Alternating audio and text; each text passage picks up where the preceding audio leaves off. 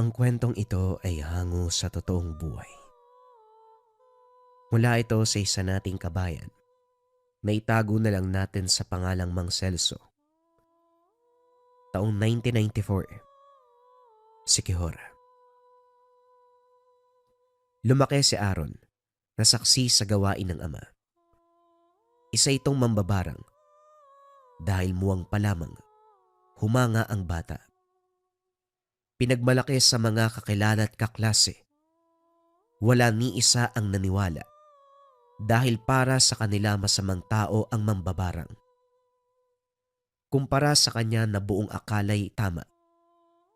Hanggang lumipas ang mga taon, patuloy na tinitingala ang ama. Si Mang Celso ang ama ng bata. Maraming nagtiwala rito, lalo na ang mga taong nagnanais na gumante sa kapwa sa maling paraan. Maayos magtrabaho. Hindi binibigo ang mga kliyente, kung kaya't bumabalik at dumarami pa ang lumalapit. Humantong na rin sa punto na napasobra ang pambabarang.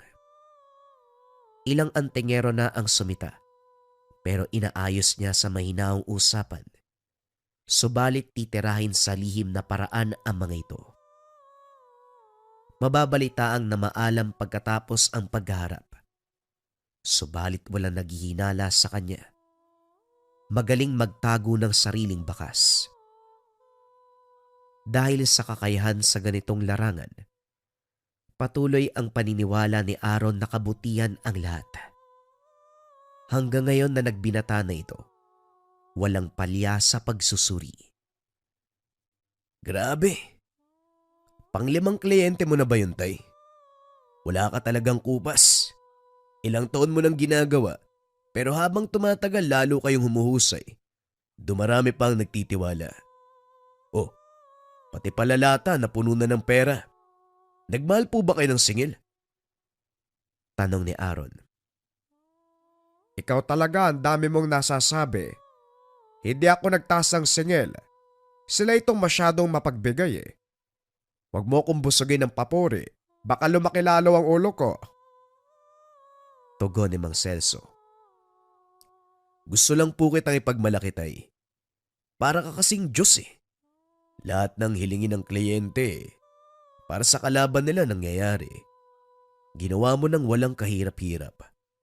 Mas mabilis pa ang tugon kaysa dasal. Balang araw, gusto kong ako ang susunod sa yapak nyo. Huwag kang mag-alala dahil dyan ka rin papunta, anak. Tayong dalawa lang sa pamilyang ito, kaya ikaw ang susunod sa akin. Hindi ako papayag na hindi. Natuwa si Mang Celso. Noon pa man nakikita na ang kagustuhan ng anak na sumunod sa kanyang yapak. Hindi pa nga lang sinimula ng pagsasanay dahil masyado pang muwang ang pag-iisip ni Aaron para sa ganitong larangan. Hinayaan niya itong manood at magmasid. Pagsapit ng gabi may dumating na kliyente. Kagad pumwesto si Aaron para makita ang gagawin ng ama. Tahimik na nakinig sa pag-uusap. Mang Celso, akala ko tapos na ang problema sa asawa ko. Hindi pa pala. Hihingi uli ako ng tulong sa'yo. Nanlalaki uli siya eh. Kung ang una niyang kabet ay ginawa mong lantang gulay ang ari, ngayon naman, siguraduhin mong mamamaga ang buong katawan. Bigyan mo rin ng sakit na ikakamatay ka agad.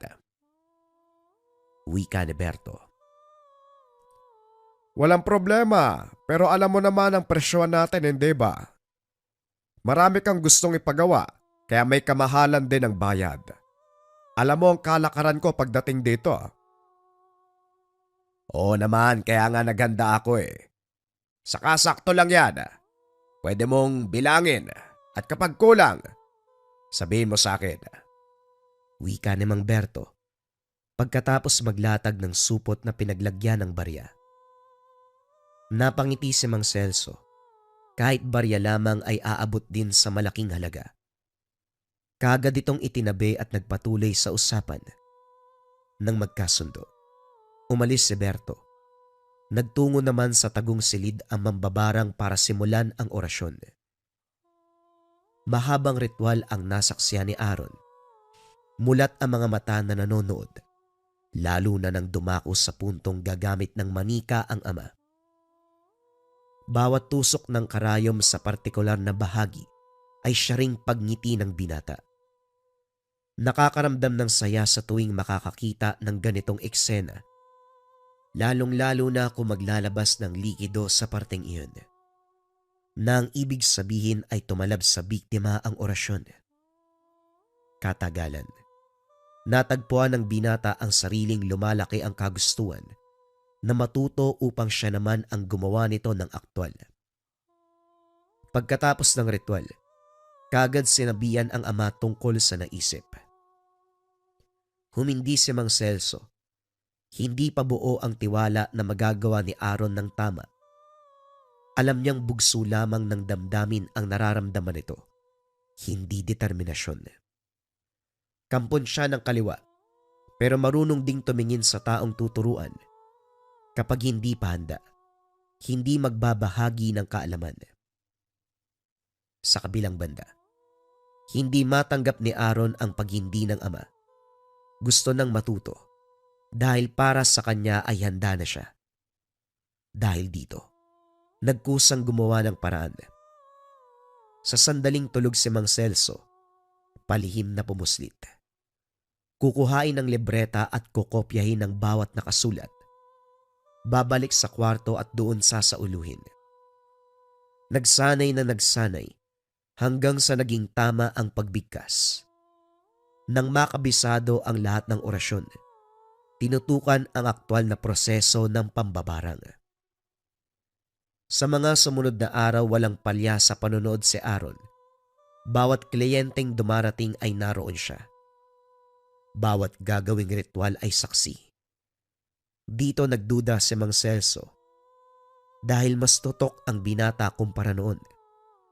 Kung minsan pa ay nauhuling may sinusulat sa papel, nasasabayan ng pagkumpas na mga kamay.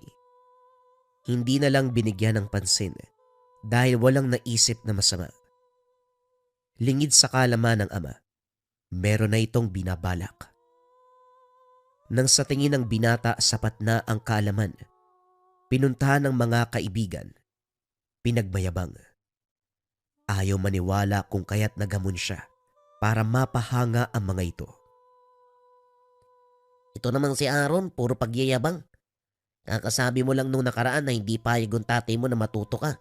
Tapos ngayon, sasabihin mong may alam ka. Ang galing ah. Oo nga no, kami na nga lang ang kaibigan mo, lolokohin mo pa. O sige, kung talaga marunong ka, mag-ritual ka nga. Kagad naglabas ng kagamitan si Aaron na kinuha lamang sa gamit ni Mang Celso. Naganap sila ng tao na patutungkulan ng orasyon. Nasipat nila ang magsasakang si Mang Juan. Mahina na ito. Ugod-ugod. Ito ang naisipang biktimahin. Pumwesto si Aaron. Huminga ng malalim at saka sinimula ng ritual. Sa puntong ibinaon ang karayom sa katawan ng manikang dayami, narinig nila ang pagsigaw ni Mang Juan. Sunod-sunod na pagtusok. Sunod-sunod din ang pagdaing. Salip na kaawaan ang sitwasyon. Tinawanan pa ito. Patuloy sa ritual si Aaron. Bawat sambit ng orasyon ay siya ring karagdagang pagpapahirap sa matanda. Saktong natapos, humandusay sa taniman si Mang Juan. Hala, pinatay mo yata, Aaron. Nasisiraan ka na ba? Anak ng kalabaw naman oh. Wala sa usapin natin na papatayin mo ah. Magpapakitang gilas ka lang sana pero kapag yan namatay, ikaw talagang ituturo namin. Siya naman talaga eh. Siya ay nagsagawa ng ritual eh. Mga anak ng tipaklong, masyado kayo natataranta, kalmaan nyo lang. Hindi papatay ang matanda. Masyado nang mahina ang katawan niya. Kaya siya bumulagta. Mamaya babangon din yan. O ano, hindi pa ba kayo bilib sa akin? Kamot ulong nag-iwas ng tingin ang mga kaibigan. Hindi alam ko ano isasagot sa kilos ni Aaron. Gayunpaman, para sa binata nagtagumpay siya sa ginawang pag-aaral. Umuwi ito ng tuwang-tuwa. Kagad ding itinago ang dalang kagamitan. Parang masyado kang maligaya ngayon ha. May kalokohan ba kayong ginawa ano? Kasama mo ba si Garin at Hulo? Ano ba ginawa niyo sa pagkakataong ito? Wika ni Mang Celso sa anak. Nanguha lang po ng manggatay. Sira ulo kasi tong si Hulo eh. Tatakbo na nga lang doon pa sa maraming aso. Kaya ayun, mabilis nakarating sa bahay kasi napatuli ng takbo. Tumango na lamang si Mang Celso. Nakumbinse sa sagot dahil umakma ang kilos ng anak sa sinabi. Kinabukasan maaga pa lang sinalubong si Mang Celso ng kliyente. Si Berto pa rin. Napabuntong hininga. Pinatuloy ito sa tahanan. Kahit kailan, ang husay mo talaga sa ganitong larangan. Ilang araw pa lang ang lumipas magmula nang nag-usap tayo. Pero ayon, sumakabilang buhay na ang kabit ng leche kong asawa. Hindi ko lang din maintindihan dahil ayun siya, may kaharutan na naman. Wala ka bang ipapayo tungkol dito? Natawa si Mang Celso. Hindi inasahan ng narinig. Sa akin ka pa talaga humingi ng payo. Berto, may asawa ba ako? Alam mo magmula noon, kami lang ng anak ko ang narito. Tungkol dyan sa asawa mo, siguro panahon na para malaman mong hindi ka niya mahal. Kasi kung mahal ka niyan, hindi yan maghahanap ng iba. Lalong tumigas ang mukha ni Berto sa galit. Umayos din ng mapagtanto kung sino ang kausap. Kung hindi ka lang mambabarang, binigwasan na kita eh. May papagawa ko. Sa pagkakataong ito, similin ang patayin mo. Napabuntong hininga si Mang Celso. Seryosong napatitig sa kliyente. Marami ka nang pinapapatay sa akin. Hindi kami masyadong magkasundo ni Satanas para pumatay ng pumatay. Kaya hanggang 2 lang ang kaya kong tugunan sa bawat kliyente. Problema niyong mag-asawa yan, kaya mas nararapat niyong pag-usapan. Kung hindi na kayo magkasundo, mas mabuti pang maghiwalay na lang kayo. Mang Celso, hindi madadaan sa usapan ng kakatihan ng babaeng yon. Hintayin lang ako makatulog tapos tatakas para kitain ng lalaki. Tama ba yon, Mang Celso? Babayaran kita. Sasamahan ko pa ng kalabaw at lupa. Berto, tama na. Masyado ka nang nasanay sa patayan. Mambabarang ako pero merong limitasyon. Ikaw rin sana, limitahan mo ang sarili mo sa pag-iisip ng masama. Sa puntong ito tinalikuran ni Mang Celso ang kliyente. Hindi niya kayang baliin ang sariling patakaran para lang sa kikitaing bayad. Sa kabilang banda, nakaisip si Aaron. Dali-daling sinundan si Berto. Berto, narinig ko ang usapan niyo ni tatay. Ayaw kanyang pagbigyan, kawawa ka naman. Pero pwede natin pagkasunduan. Hindi lang naman si tatay ang mambabarang sa tahanan namin. Ako din. Natigilan si Berto. Kalaunan ay natawa sa winika ni Aaron. Ikaw, marunong ka ba sa pambabarang? Hoy, wala ka namang ibang alam kung hindi pagmayabang sa mga kaibigan mo na mahusay si Mang Celso sa larangang ito. Maniniwala pa ako riyan pero kung sasabihin mong marunong ka, mambabarang ka rin. Mabuti pang umuwi ka tapos matulog. Resulta lang yan ang puyat mo. Hoy, wag mo kong tawanan. Seryoso ko. Kung gusto mong matahimik ang asawa mo sa kakahanap ng lalaking ipapalit sa'yo, akin na ang bayad. Ako na mismo ang gagawa niyan. Lakas ng tama nito nakainom ka ba? Tatawagin ko nga ang tatay mo parang sinasapian ka eh. Kung ano-ano ang sinasabi mo, Hindi natapos ni Berto ang sasabihin nang makita ang laman ng bitbit na bayong ng binata Naroon ang kagamitan sa pambabarang, hindi maiwasang maniwala. Oh, baka gusto mong masampulan. Pwede kong gawin yan para maniwala ka. Teka, sandali lang. Talaga bang may alam ka? Baka mamaya niloloko mo lang ako eh. Ano pang mangyari sa asawa ko? Nag-aalala ka pa para sa kanya. Papatayin mo rin yung babaeng yun. Baliw ka ba? Sige, pero sigurado ka ha? Halika na sa tahanan nyo. Hindi mo naman sinabi kagad. Doon tayo sa bahay mo. Hindi pwedeng malaman ni tatay na marunong ako. Baka mamaya, madibugho pa siya dahil naagawan ko ng kliyente. Pagsisinungaling ni Aaron. Pero ang tunay na rason, hindi pa siya handa na malaman ng ama. Pagdating sa tahanan ni Berto, sa tagong silid dumiretso, hindi nag-aksaya ng oras si Aaron. Kagad sinimulan ang ritual pagkatapos mabigyan ng iilang gamit ng babae. Habang isinasagawa, nasa labas naman si Berto para magbantay.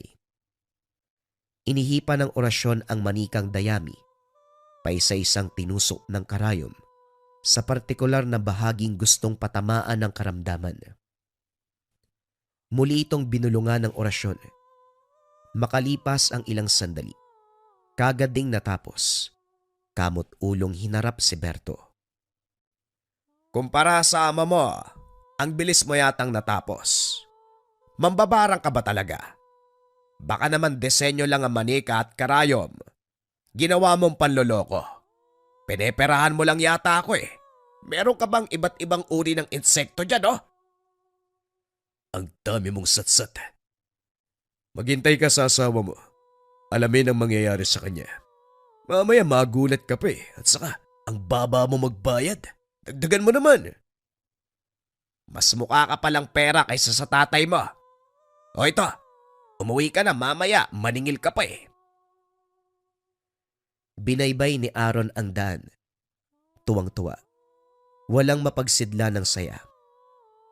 Hindi na halos mawakan ng perang suhol. Sa halip na sa tahanan dumiretso, sumadya sa mga kaibigan para magyabang at upang mag-inuman. Dala ng alak na demonyo ang isip ng binata. Inilatag ang mga kagamitan sa pambabarang. Sinimulan ang orasyon. Binarang ang mismong mga kaibigan, sigarin at hulo. Walang kamalay-malay dahil nilamon ng espiritu ng alak. Nakailata. Walang alam. Kinabukasan nagising si Aaron na mabigat ang katawan. Kagad na alerto nang makita ang gamit sa pambabarang. Dali-daling ginising si Nagarin at Hulo, pero hindi na nagmulat ang mga ito. Sinuri ang katawan. Napagtantong napatay niya gamit ang orasyon. Sa takot ay nagmamadaling umalis. Hindi nag-iwan ng anumang bakas. Sa kabilang banda, hindi maintindihan ni Mang Celso ang galaw ng anak. Balisa, hindi mapakali, kagat-kagat ang daliri. Anak, may ulam sa mesa. Yun ang kagatin mo. Maubos pa nang wala sa oras yan daliri mo. Ano bang problema? Kanina pa kita napapansing balisa. Wala naman po. Parang lalagnatin po yata ako. Hindi ko maintindihan ang bigat ng ulo at katawan. Magkakasakit po yata ako, tay. Ganun ba? Dito ka lang. Bibili muna ako ng gamot sa tindahan. May nabili ako nung nakaraan. Mas mabisa yon kumpara sa halamang gamot na meron tayo. Sandali lang ako. Nakahinga si Aaron nang makalis ang ama. Nag-aalala sa nangyari sa mga kaibigan. Doble ang pagkataranta kapag nasa malapitan si Mang Celso. Ulilang lubos sa pamilya sina Hulo at Garin, pero hindi may tatanggi na napamahal siya sa mga ito. Ang kaso nga lang, siya ang dahilan kung bakit hindi sila nagigising. Gusto na lamang tapusin ang sariling buhay kaysa makita ang magiging reaksyon ng ama sa ginawang kahihiyan. Pabalik-balik sa bawat sulok ng tahanan, Naghahanap ng lubid para sa pagpapatiwakal. Kaso nga lang naantala nang marinig ang papalapit na yabag. Nakauwi na si Mang Celso. Kagad siyang umayos para hindi mahalata. Pinainom ng gamot. Sinuri ni Mang Celso ang kalagayan ng anak. Kaso nga lang wala siyang maramdaman. Nang pag-aralan ang galaw at mga mata ni Aaron, dito napagtanto na may ginawang kasamaan. Para hindi ito lalong mabahala, palihim niyang inalam ang lahat. Unang pumasok sa isip ang mga kaibigan nito. Pinuntahan ang kubo na tinitirhan ni Garin at Hulo. Laking gulat nang bumungad ang mga itong nakatihaya, hindi na gumagalaw. Kagad sinuri ang pulso. Pumipintig pa. Kaya naman nilapatan ng orasyon para bumalik sa ulirat. Makalipas ang ilang ulit ng paglapat, sa wakas parehong nagmulat. Hindi na rin niya kailangang kausapin dahil nakilala ang amoy ng kagamitan. Wala siyang nakikita pero nanatili ang samyu sa lugar. Naisip niya kagad si Aaron. Kinausap sina Hulo at Garin na wag munang magpapakita rito. Pumayag naman ang dalawa kahit naguguluhan. Pagbalik ng tahanan, minabuting maging kalmado. Pinagmasdan muna ang galaw ng anak. Nahirapan din siya dahil panay lang ito sa paghiga. Pinagtatawanan ang sinabing lalagnatin. Gayunpaman, hindi siya sumuko. Patuloy na pinapanood ang bawat kilos. Sa kabilang banda, natunugan ni Aaron ang pagmamatsyag ng ama. Naging kalkulado ng binata ang kilos para hindi ito maghinala. Hindi siya makalis ng bahay dahil pakiramdam niya ay masusundan. Mabuti na lamang may kliyenteng dumating kaya pansamantalang nabaling sa iba ang atensyon. Nagmamadali na rin siyang umalis para puntahan ng mga kaibigan, kaso nga lang walang naabutan. Dito lalong kinabahan si Aaron. Halos maiyak kakahanap sa mga ito. Nilibot na ang buong lugar, pero sumapit na ang dilim. Walang natagpuan. Umamin ka nga sa akin, Aaron. Nangas ka bang magsagawa ng ritual ng pambabarang? Tinignan ko mga gamit. Maraming kulang. May nahanap akong kopya ng libreta sa kwarto mo. Palihim ka ba nag-aaral? Isinasagawa mo na ba ang proseso? Ilang tao na ang nabiktima mo? Napaayos ng tindig si Aaron. Hindi kayang salubungin ng masamang titig ng ama. Napilitan na lamang siyang sumagot. Pasensya na po, tay. Gusto ko po kasing matuto pero ayaw niyo akong pagbigyan. Ginamit ko naman po sa tamang natutunan ko Tama. Tama ba na biniktima mo si Hulo at Garin? Pati si Mangwa na wala namang kasalanan. Biniktima mo? Ano bang problema mo? Hindi ka ba makapag-antay na maturuan ka? Aaron, kaya kita hinindian dahil hindi ka pa handa. Ang larangan nito ay para lamang sa mga taong matatagang sikmura na gumawa ng masama. Alam mo ba kung anong ginagawa ko? Nagbibigay ng karamdaman. Pumapatay pa ng tao. Masama ako, oo. Pero kailanman, hindi ko pinangarap na maging ganito ka. Noong sinabi kong ikaw ang susunod sa yapak ko, hindi sa ganitong paraan ang pananakit ng tao. Ang gusto ko, ituro sa iyo kung paanong gamitin ang pambabarang sa paraang nakakatulong sa iba. Pero pinangunahan mo ko. Mararamdaman ang bigat sa bawat pagbigkas ni Mang Celso. Maging ang binata, hindi maiwasang masaktan. Namayani ang mahabang katahimikan. Nagsalita muli si Mang Celso, makalipas ang ilang sandali. Masyado kang nilamon sa kagustuhan mong magkaroon ng kakayahan. Anak, hindi basta-bastang gawain ito na kapag nagkamali ka pwede pang itama. Sa larangan ng pambabarang, kapag nagkamali ka sa paglapat ng ritual, buhay ng tao ang nakataya Hindi ka Diyos para bumuhay sa oras na may aksidente kang mapatay. Dito, purong ritual at orasyon ng kamatayan. Wala para sa pagbuhay. Kanina, napag-alaman ko nangyari kay Mang Juan. Isang beses mo lang siyang binato ng ritual. Pero sapat na yon para makapatay. Dahil ang ginamit mong orasyon ay para sa kamatayan. Sa mga kaibigan mo, si Olo at Garin, sa tingin mo, anong orasyon ang nilapat mo sa kanila? Hindi nakasagot si Aaron. Panay lamang ang panginig. Walang ideya kung ano ang nangyari sa mga kaibigan dahil hindi naabutan noong bumalik.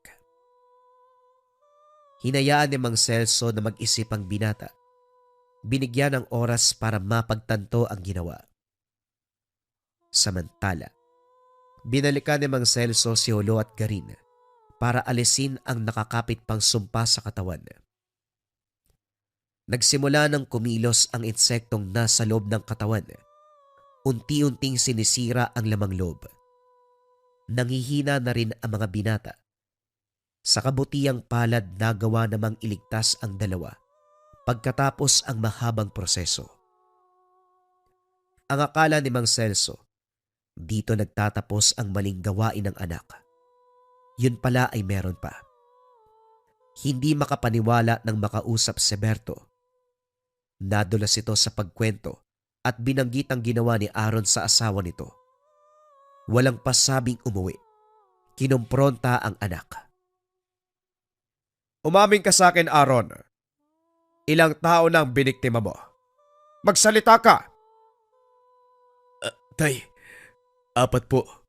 Si Olo at Garin, si Mang Juan, at yung asawa ni Berto. Alam mo ba kung ano ang ginawa mo sa asawa ni Berto? Ha? Sumagot ka!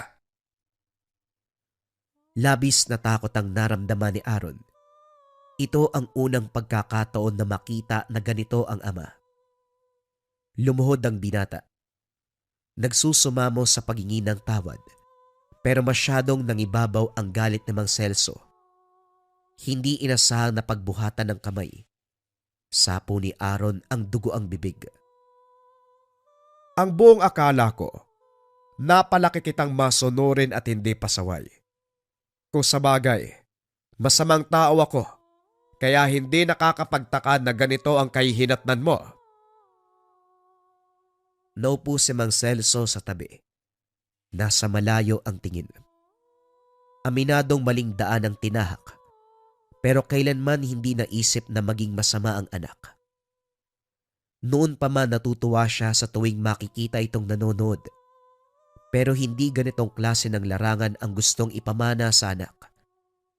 Binalak niyang turuan, pero sa parte kung saan makakatulong sa kapwa. Kontray ng kasamaan ng barang, hindi lalong papalalain. Ayaw niyang danasin ni Aaron ng paghihirap sa tuwing uusigin ng konsensya dahil sa ginawa sa mga biktima.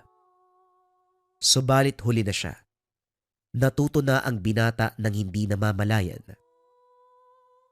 Lumipas sa mga oras, hindi kinibo ni Mang Celso ang anak. Hindi na rin siya tumanggap pa ng kliyente pagkatapos mapagtanto ang nangyari. Pero sa kasamaang palad, maling biktima ang dinali ni Aaron dahil ang asawa ni Berto ay may kamag-anak na albularyo. Nalaman ang kinamatay nito kung kaya't binalik ang sumpa sa binata. Makaraan ng ilan pang mga araw, nagulat na lamang si Aaron dahil parang may gumagalaw sa kanyang loob ng katawan. Hindi masyadong pinansin sa pag-aakalang gawa lamang ito ng hindi natunawan. Dala-dala ang kondisyon. Minsan napapahinto sa paglalakad dahil biglang sumasakit ang tiyan. May gabing nagigising dahil namimilipit. May pagkakataon na napansin may kasamang patay na insekto ang duming inilalabas ng katawan. Hindi na malaya ng binata na lumalala na ang kondisyon. Dahan-dahan ang atake at paminsan nararamdaman ng sakit. Kung kaya't buong akala'y normal na epekto lamang, Hindi pa rin sila magkasundo ni Mang Celso, kaya sinarile ni Aaron. Walang mapagsabihan. Nung umatake ng gusto ang karamdaman, pinuntahan ng mga kaibigan. Nagpakita ang mga ito nung umayos ang kalagayan mula sa aksidenteng pambabarang. Naku, parang ganyan yung nangyari sa amin eh. May insekto. Sabi ng tatay mo gawa ng barang. Binarang ka? Eh sino maglalakas loob na barangin ng anak na mambabarang? Oo nga no, marami nang nakakalam na mambabarang ang tatay mo. Pero sino mga sa subukan ng anak na mambabarang? Sandali, bakit ito yung karma mo? 4 na tao yung sinubukan mo tapos 2 yung patay. Mabuti nga kami nagamot eh. Pwede ba tama ng daldal? Matindi na ang sakit ko. Parang kinakain yung bituka ko. Teka, ang sakit! Nanlaki ang mga mata ni Aaron nang makapa ang ilong. Duguan at merong maliit na insekto. Ayan na nga ba eh. Bumalik ka nga sa tatay mo. Magpatulong ka sa kanya, dalian mo. Bago pa mauli ang lahat. Mamaya mamatay ka eh. Tarantang binuwat ng magkaibigan ang binata dahil nawala na ito ng malay. Pinatuloy sila ni Mang Celso. Kaagad sinuri ang kalagayan. Masama ang loob para sa anak, pero hindi maitago ang pag-aalala nang malamang may sumpa ito ng barang. Gulong-gulo ang isipan kung sino ang gumawa nito. Sa pagkakatanda niya, maingat sa trabaho, wala pang nakalaban. Matagal na itong nangyari, pero hindi sinabi sa akin. Kailan nyo pa napansin ang kondisyon ni Aaron? Mang Celso, may katagalan na. Kaso nung una nagrereklamo lang na masakit yung tiyan. Nung una binibiro pa nga namin eh. Kaso barang na pala.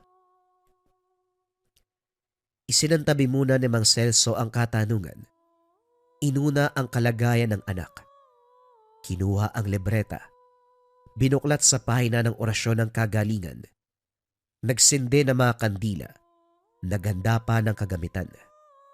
Hawak ang pulsuan ng binata. Unti-unting tinusok ang karayom habang binabanggit ang mga salita.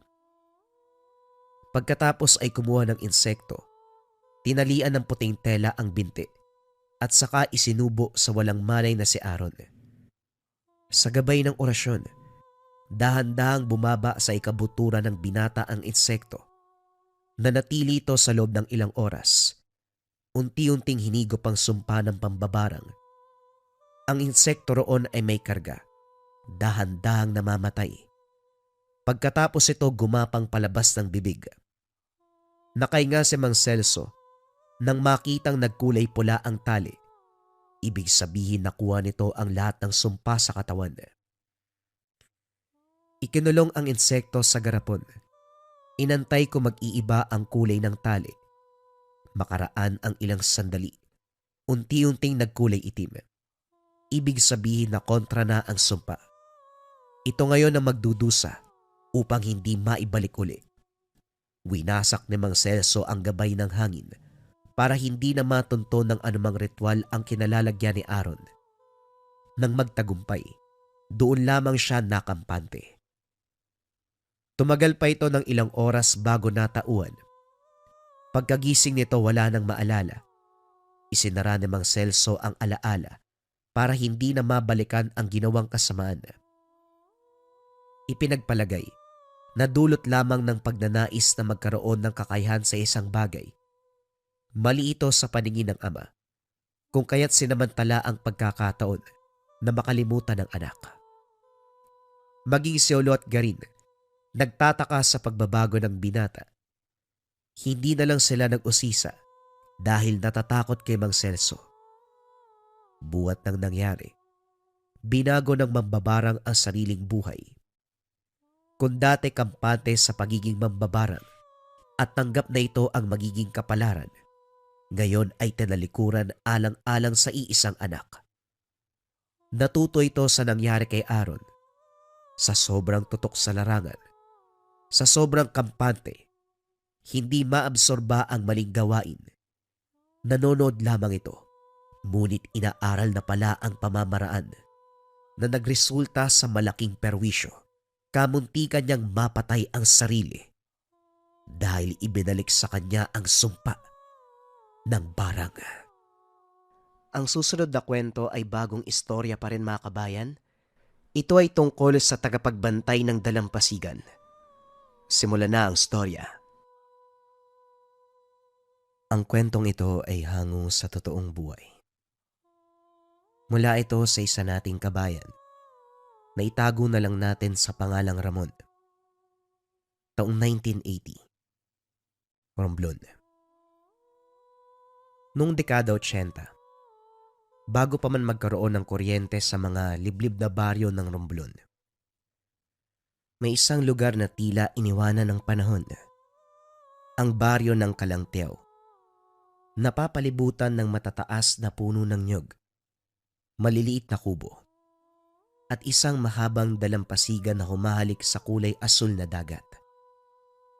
Dito naninirahan si Aling Maria, isang matandang babae, kilala sa baryo bilang tahimik, matipid magsalita, misteryoso.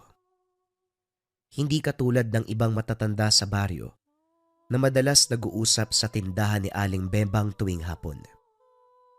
Sa halip si Aling Maria, palaging mag-isa.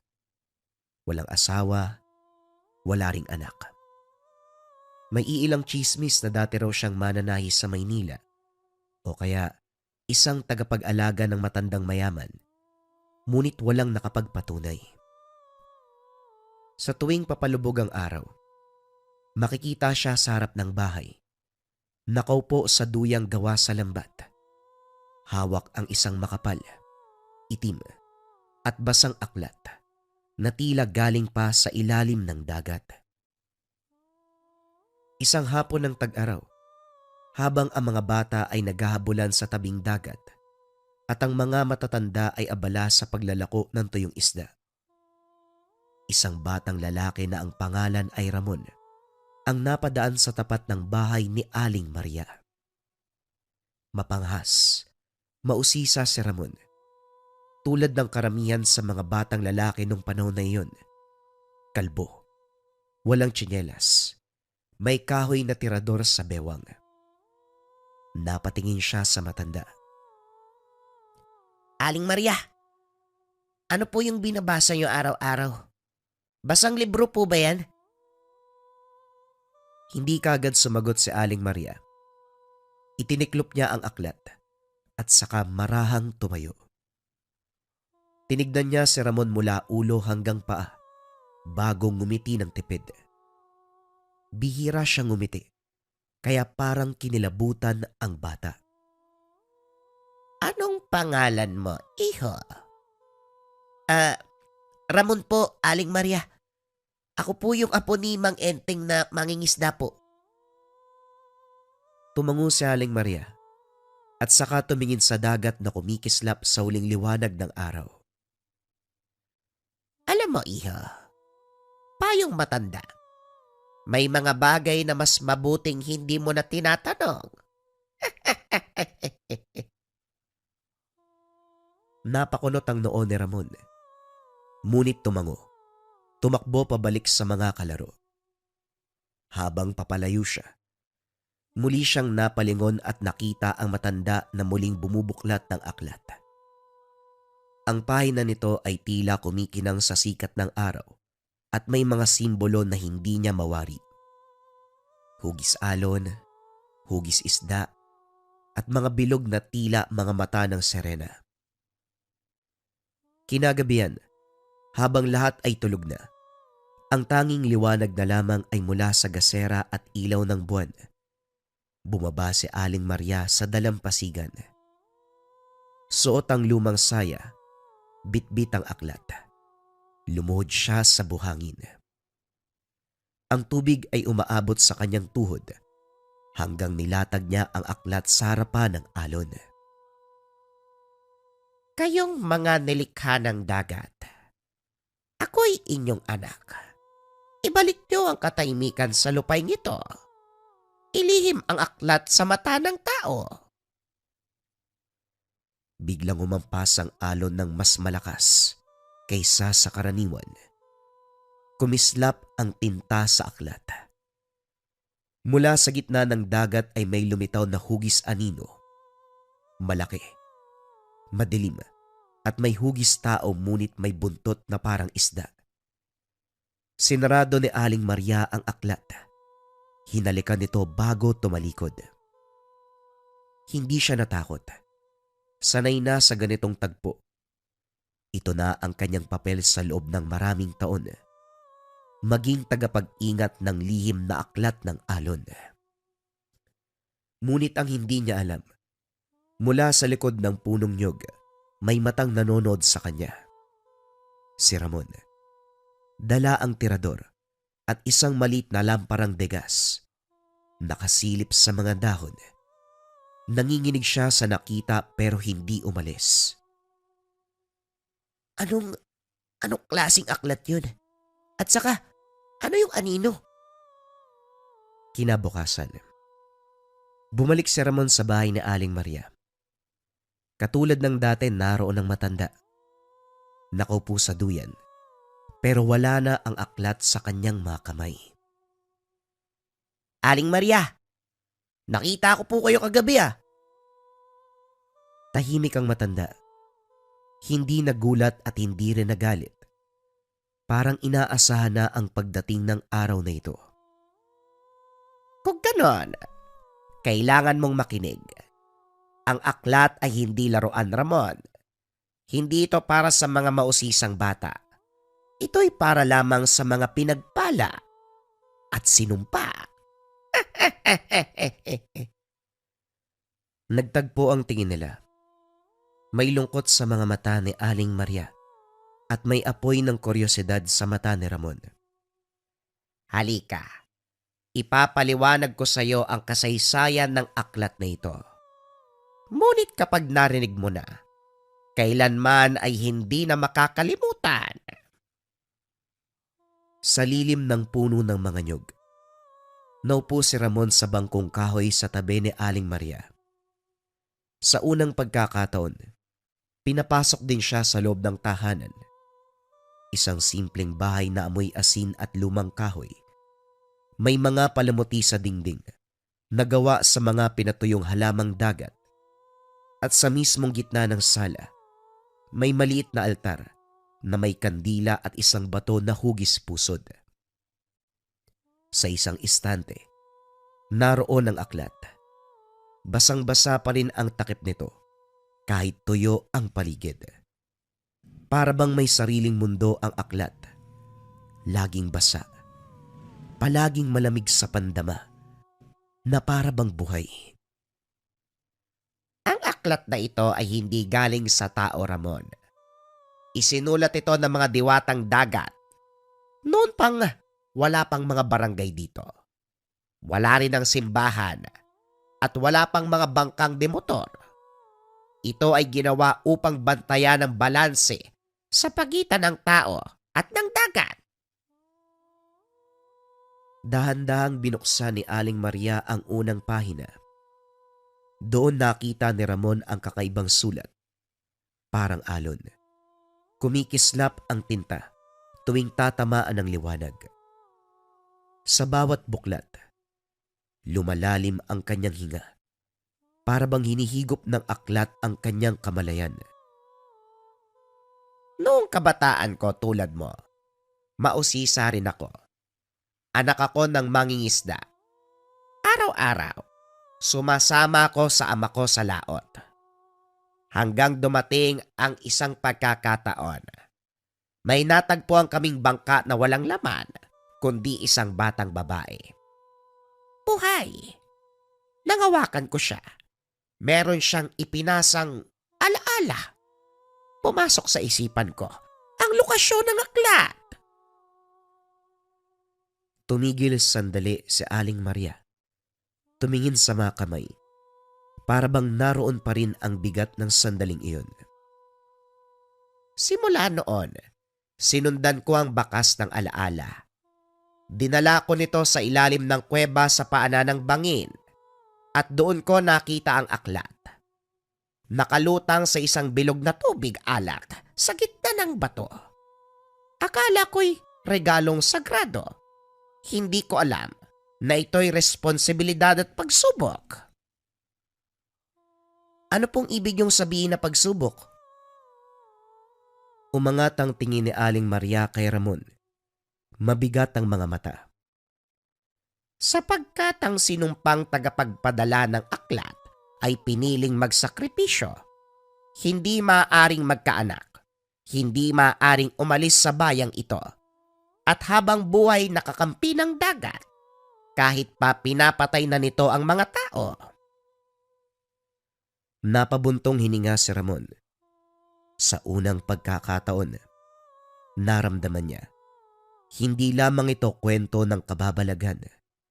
Isa itong kwento ng pagkalugmok, pagkalimot sa sarili, pagtalima sa isang bagay na higit pa sa tao, ang kapangyarihan ng kalikasan. Pero bakit kayo? Bakit kayo yung napili? Sapagkat ako ang humawak sa bata. Ako ang nagbukas ng alaala. Tumahimik ang lugar. Tanging tunog ng hangin sa dahon ng nyog at malayong hampas ng alon ang maririnig. Sa labas, unti-unting dumidilim ang langit. Biglang kumulog. Dumagungdong ang langit na parabang galit. Napasilip si Ramon sa bintana. Nakita ang alon na nagbistulang lumakas. Wala pang ulan, ngunit ang dagat ay tila umiiyak.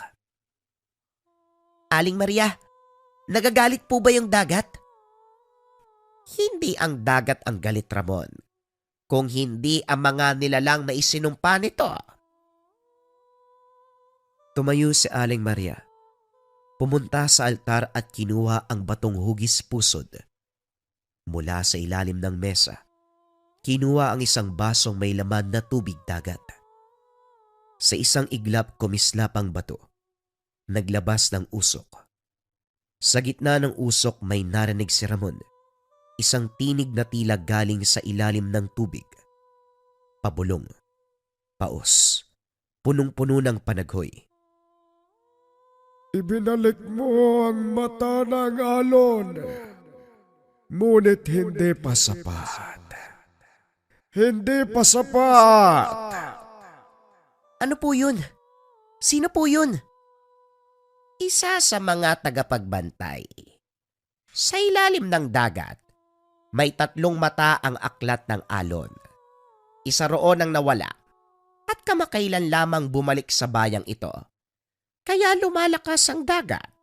Kaya may mga nawawalang bangka. Napakunot ang noon ni Ramon. Naalala niya ang isang chismis ilang linggo na ang nakalipas. Ang bangka ni Mang Ipe na hindi pa nakakabalik. At ang pamangkin ni Aling Bebang na nalunod kahit mababaw lamang ang tubig. Kayo po ba ang dahilan kung bakit may mga nawawala? Hindi ko sila sinaktan. Pero kapag hindi ko tinupad ang tungkulin ko bilang tagapangalaga, ang mga nilalang sa dagat ay gumagawa ng sarili nilang batas. Lalo pang lumakas ang hangin. Napapikit si Aling Maria habang maigpit na yakap ang aklat. Si Ramon ay hindi na makagalaw sa kinakatayuan. Parang may bahid ng takot na pilit na nilalabanan. Ngunit sa kabila ng lahat, isang tanong ang pumasok sa isipan. Bakit siya? Bakit ngayon? At bakit parang nararamdaman niyang may koneksyon siya sa aklat? Aling Maria, may ibig po bang sabihin yung nakita ko kagabi? Yung aninong lumitaw sa dagat? Isa siyang tagapagbadala. Isang dating bantay ng aklat. Sinumpa siyang manatili sa ilalim ng tubig dahil pinagtaksilan niya ang kanyang tungkulin. Kaya sa tuwing may bagong pipiliin, siya ang unang susubok. Siya ang unang susuri kung karapat dapat ba ang bagong tagapag-ingat. Ibig sabihin, ako po ang napili. Hindi sumagot si Aling Maria. Sa halip pinuntahan niya ang aklat at inabot kay Ramon. Nang hawakan ito ng binata, biglang huminto ang hangin. Tumigil ang kulog. Para bang tumigil ang buong paligid. Tahimik at mahirap huminga. Doon niya naramdaman ang dagat ay buhay. Ang alon ay nakikinig. At ang aklat ay gumagalaw. Humigpit ang hawak ni Ramon sa aklat. Ang kanyang mga palad ay nanginginig. Hindi dahil sa takot, kundi dahil sa damdaming hindi maipaliwanag na para bang may humahatak sa kanya mula sa loob. Isang alon na unti-unting hinuhugot ang kamalayan paalis sa kanyang pagkabata. Itinutulak papunta sa isang papel na hindi niya hiniling. Sa unang pagkakataon sa kanyang buhay, naramdaman na hindi siya normal na tao. Tumayo si Aling Maria, dahan-dahang lumapit sa bintana. Tinignan ang dagat. Ngayon ay kalmado na. Tahimik. Para bang nakikinig din. Ramon, may mga panahon sa kasaysayan ng ating lahi na kailangan nating sumaway sa kagustuhan ng ating puso para sundin ang tawag ng likas na lakas. Hindi ko pinili ang aklat, pero tinanggap ko ang responsibilidad. Ngayon, ikaw ang pinili niya. Napatitig si Ramon sa aklat. Kumikislap ang mga pahina kahit wala namang liwanag.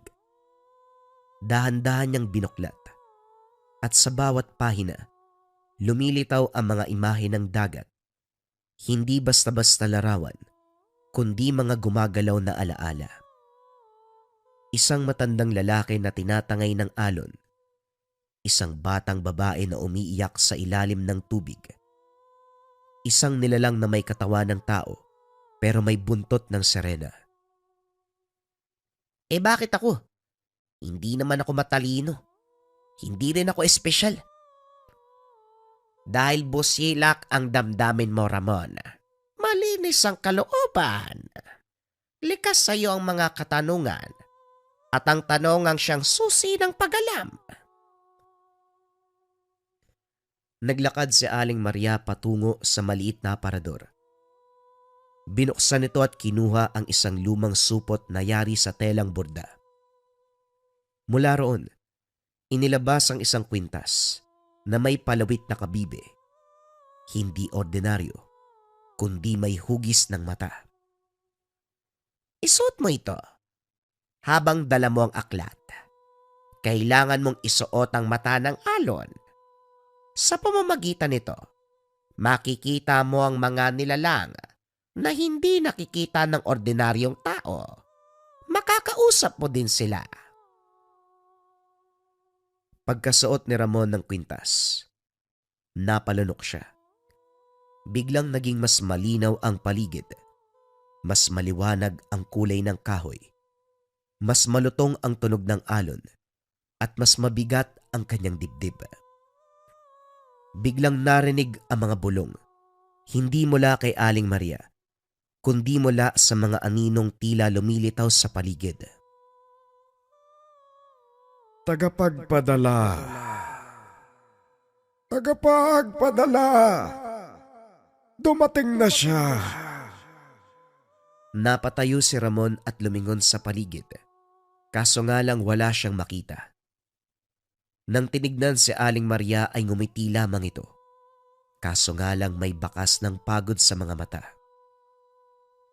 Huwag kang matakot sa mga bulong. Sila'y mga tagapagbantay. Inoobserbahan ka lang nila. Kapag nasanay ka na, matututo ka rin makipag-usap sa kanila. Matututong makinig. Kinagabihan hindi makatulog si Ramon. Sa halip ay palihim siyang bumaba sa bahay ni Aling Maria. Dala niya ang aklat. Naglakad patungo sa dalampasigan. Hindi niya alam kung bakit siya naroon, pero parang hinihila siya ng tubig.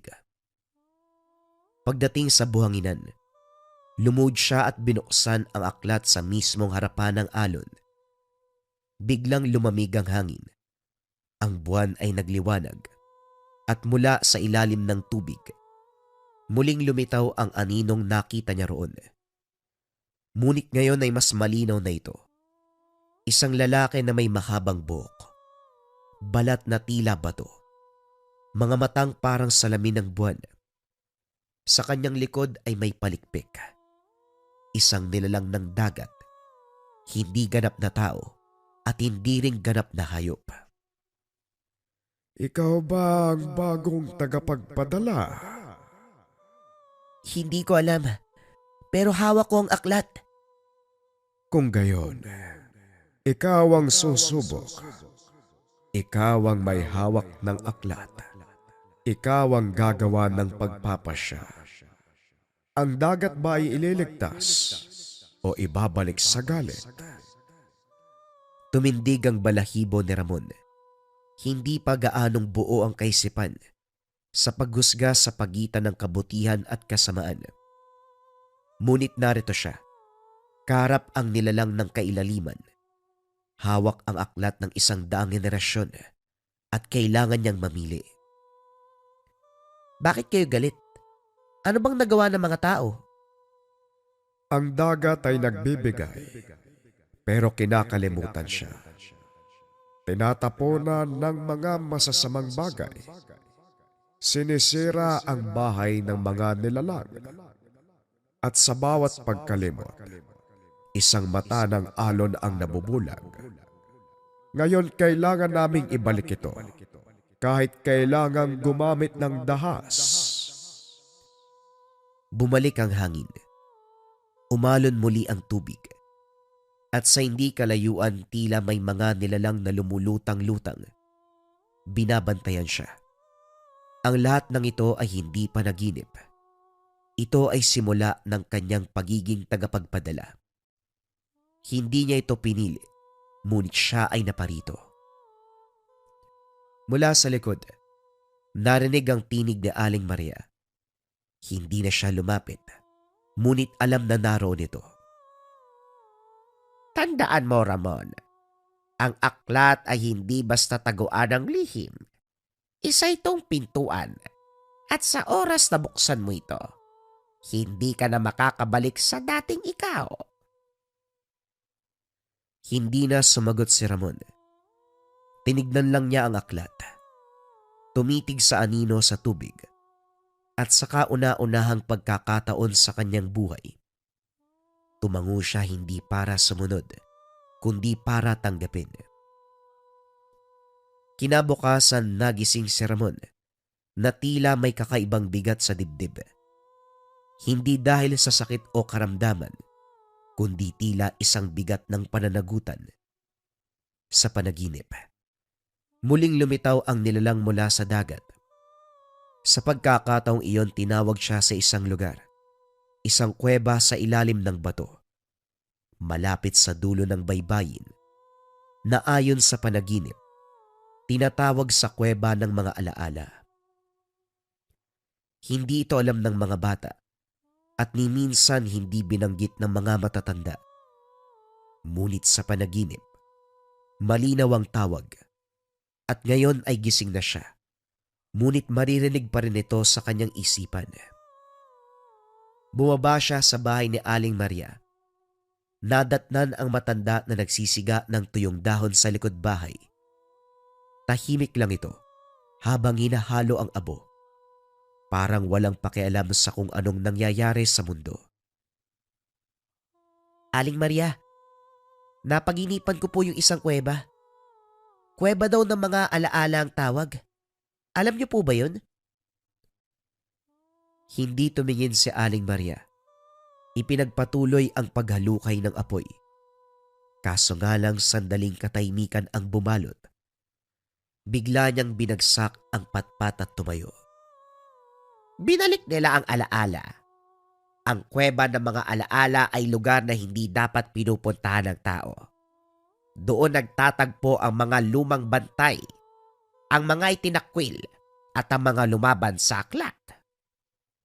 Pero bakit po ako tinawag doon? Gusto nilang malaman kung saan ka papanig. Lumapit si Aling Maria kay Ramon. Ang kanyang mga mata ay mapungay. Ngunit sa ilalim ng pagod, may apoy na parang hindi nawawala. Ramon, kung pupunta ka roon, hindi ka na ordinaryong tao. Sa pagpasok mo sa kuweba, hindi lang pananampalataya ang sinusubok, kundi maging ang kaluluwa. Kailangan ko pong malaman ang katotohanan. Kung ako man ang bagong tagapagpadala, gusto kong marinig mula sa mga mata ng alon. Hapon nang tumuloy si Ramon sa may dulo ng baybayin, dala niya ang aklat, ang kwintas sa may mata ng kabibe, at ang kanyang tapang na nahalo na ng takot. Sa lugar na yon ay halos walang tao. Bawal ang mangingisda. Ang sabi pa ng mga matatanda, walang isda, walang kahit anong nauhuli, parang patayang bahagi ng dagat na ito. Ngunit nang dumating siya sa paanan ng malaking bato, napansin na parang may awang sa bitak sa gilid. Sakto lamang para pasukin ng isang bata. Mula sa loob, may malamig na simoy ng hangin na may kasamang amoy na medyo malansa. Lumod si Ramon at dahan-dahang pumasok. Sa bawat hakbang ay lalong dumidilim. Ngunit ang kwintas sa leeg ay nagliliwanag ng bagya. Para bang may tinuturong daanan. Sa wakas ay narating ang dulo ng kuweba. Isang malawak na siwang ng bato na tila templo. At sa gitna nito, isang nilalang ang nakaupo. Hindi ito katulad ng nakita niya sa dalampasigan. Ang nilalang na ito ay balot sa lumot. May mga mata sa magkabilang gilid ng ulo at may mga palad na parang palikpik. Ngunit hindi ito nakakatakot. Salip ay parang matandang pagod at nag-iintay. Ikaw na ba ang pinili ng aklat? Ang sabi po ako daw pero hindi ko alam kung bakit ako. Ang aklat ay hindi pumipili ng pinakamalakas o pinakamatalino. Pumipili ito ng may puso. Ngunit ang puso ay madaling magbago, lalo na kung binulungan ng dagat. Ano pong ibig niyong sabihin? Marami ng tagapagpadala bago ka dumating. Karamihan sa kanila ay bumigay. Ginamit ang aklat sa pansariling kapangyarihan. Kaya ngayon magulo ang balanse. Kaya nagalit ang tubig. Dahan-dahang bumangon ang nilalang mula sa pagkakaupo. Lumapit ito kay Ramon. Inilagay ang isang kamay sa kanyang balikat. Mula roon, parang may dumaloy na malamig na enerhiya. Pumasok ito sa buong katawan. Nakita niya ang alaala ng nakaraan. Isang babaeng may hawak na aklat. Pinakain niya sa alon ang mga kaaway ng kanyang pamilya.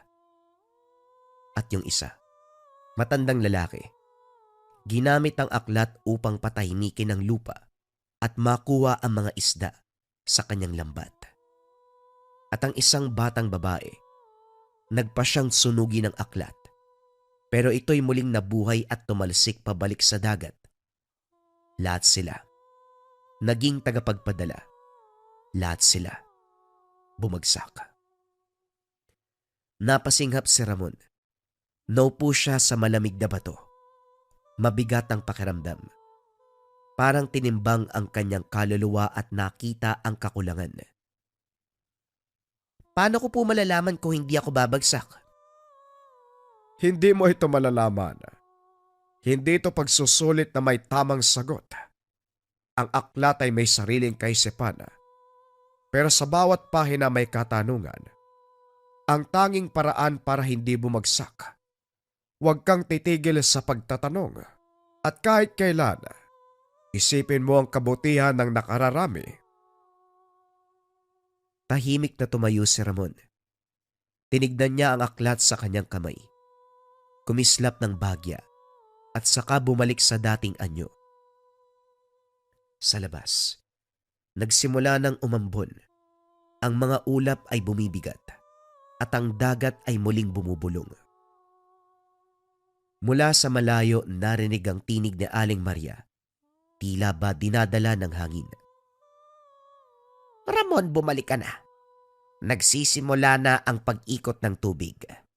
Nagsisimula na ang pagsubok. Habang bumibigat ang ulap at lumalalim ang hampas ng alon sa dalampasigan, mabilis na bumalik si Ramon mula sa kuweba ng mga alaala. Basang-basa ang mga paa at ang dibdib ay parang kinimkim na apoy. Maigpit ang pagkakahawak sa aklat at sa bawat takbang, tila mas lumalalim ang ugnayan niya dito. Pagdating sa bahay ni Aling Maria, sinalubong siya nito sa harapan ng hagdan. May hawak na gasera. Ang mata ng matanda ay puno ng kalungkutan at galit. Hindi para kay Ramon, kundi sa oras. Sapagkat ang oras ay ubos na. Dumating na ang huling hampas ng dagat. Nararamdaman ko na. Humihinga na ang dagat ng may apoy. May nilalang na lumalapit. Hindi siya tagapagbantay. Isa siya sa mga nilikha na dating sinarahan ng aklat. Nag-iba ang ihip ng hangin.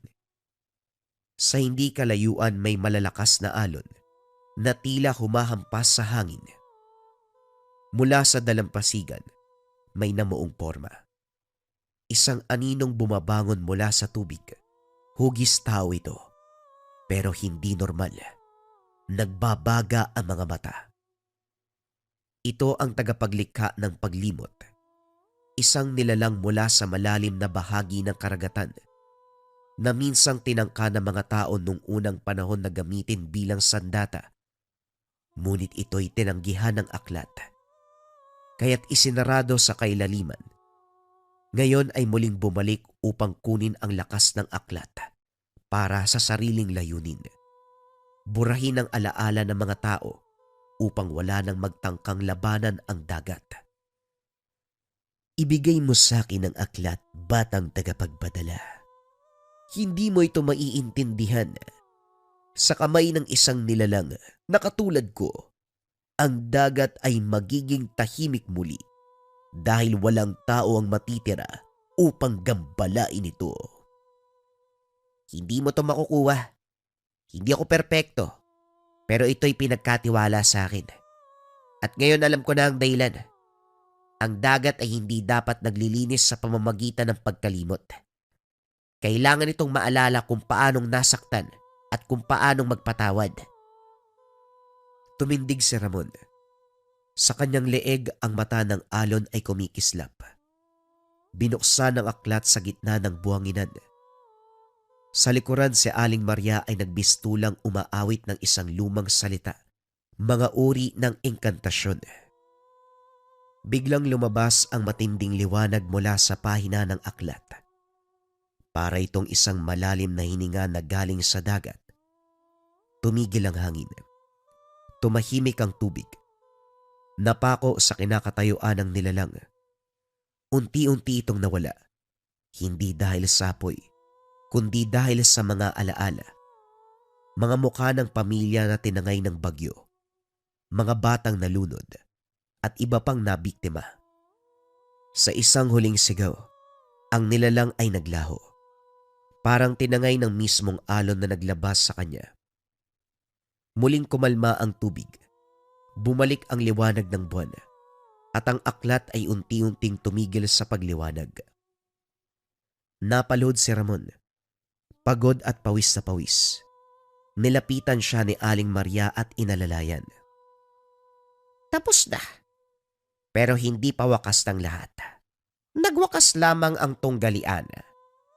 Ang aklat ay hindi na muli pang gagamitin sa panggugulo. Sa wakas, muli nang maririnig ang katahimikan ng dagat. Ano pong mangyayari sa akin ngayon? Ikaw ang bagong tagapagbantay. Hindi ka na normal na tao. Ang aklat ay panghahawakan mo hanggang sa muling dumating ang susunod sa iyo. Magmula noon, Nagbago ang buhay ni Ramon. Hindi na umalis sa baryo.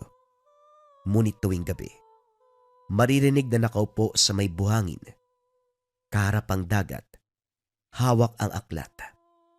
Minsan binabasa, minsan dinadasalan. Ang mga maing isda ay unti-unting bumalik sa laot. Ang mga isda ay muling nagparamdam. Si Aling Maria ay inabot na ng dapit hapon ng buhay. Muling nakaupo sa kanyang duyan. Tinignan niya si Ramon at ngumiti. Ang ngiti ay hindi mula sa isang matanda, kundi sa isang panatag na ang hinaharap ay nasa mabuting kamay na. Sa wakas, may marunong nang makinig sa alon. Meron ng tagapagbantay, tagapag-ingat ng balanse. Pwede na akong magpahinga. Ito ang huling kataga na sinabi ni Aling Maria. Magmula ng araw na yon, tinupad ni Ramon ang tungkulin bilang tagapangalaga ng dalampasigan, tagapag-ingat